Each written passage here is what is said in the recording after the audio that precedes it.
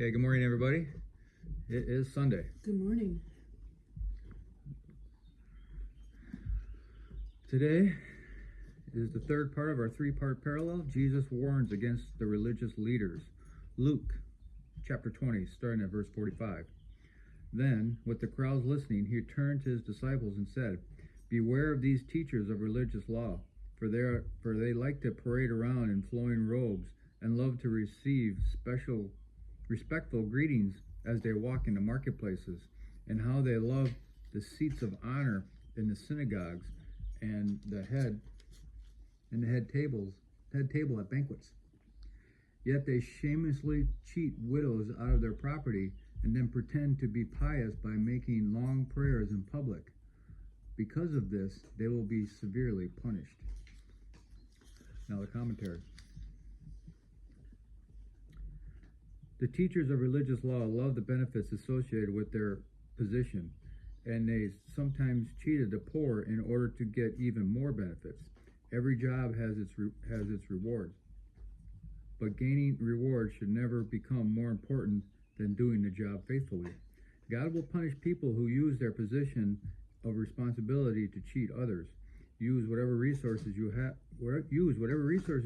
been given to help others and not just yourself. How strange to think that the teachers of religious law will receive the worst punishment, but behind their appearance of holiness and respectability, they were arrogant, crafty, selfish, and uncaring. Jesus exposed their evil hearts. He showed that despite their pious words, they were neglecting God's laws and doing as they pleased. Religious deeds do not cancel sin. Jesus said that God's most severe judgment awaited those teachers because they should have been living examples of mercy and justice. Which is why God separated the Jews from everybody else with all the laws and commandments that he gave them so that they would be separate and be a light to the Gentiles as they went across the world and did everything. So, yeah, you can't, it's hard to be the light of the world if you're doing a lot of dirty deeds in darkness.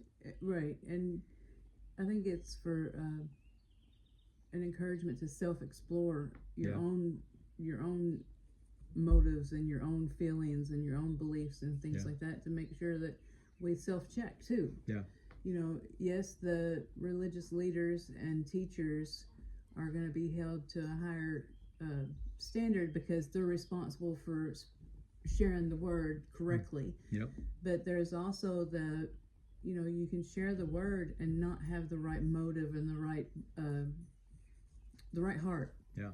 And that's equally as bad, if not more. Yeah.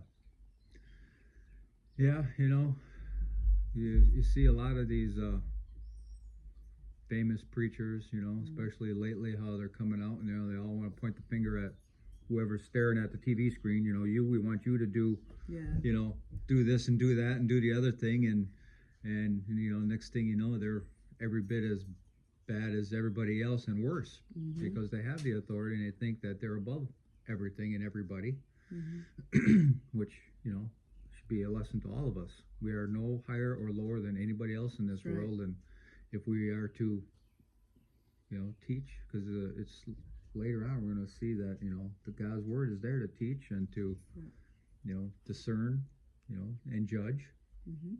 That doesn't mean you get to judge. That means that the word is judging, and you're just there to explain it and to help people to turn from that judgment. Right. Just like Christ has helped you turn from our judgment, turn away from our sin, and turn back to God. So. And couldn't have done it without Jesus. No. There's no way to humanly turn without Jesus' help. No, you can't. And in the beginning, in the first part of that, Jesus said, "Do what they tell you."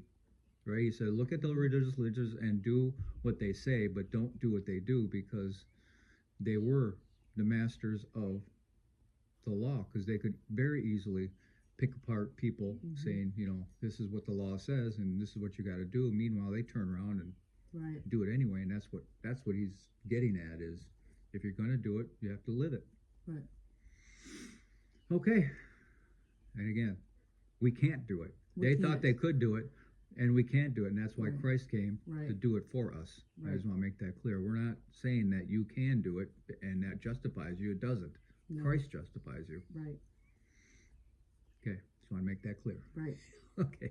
Everybody have a glorious day, and we'll talk to you later.